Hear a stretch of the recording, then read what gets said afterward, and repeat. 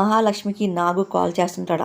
ఏంటి చెప్పు నాగు అని చెప్పి మహాలక్ష్మి అనగానే ఆయన టైం కాని టైంలో ఏం చేసామని చెప్పి చాలా కోపంగా అరుస్తుంది. అప్పుడే సీత తన రూమ్ నుండి కిందకు వస్తూ ఉంటుంది.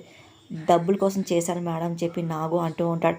డబ్బులేంటి అని మహాలక్ష్మి అనగానే మీరు సీతను కిడ్నాప్ చేయమన్నారు, మేము చేశాము, దాని డబ్బులు కదా మేడం అని నాగు అనగానే ఆయన సీతను కిడ్నాప్ చేసి చంపమని చెప్పాను, మీరు చేశారా, మొత్తం ప్లాన్ అంతా పాడేశారు కదా, పెట్టు ఫోను అని చెప్పి మహాలక్ష్మి చాలా కోపంగా ఫోన్ పెట్టేస్తుంది. ఇంకా అర్చన భయపడుతూ ఉంటుంది.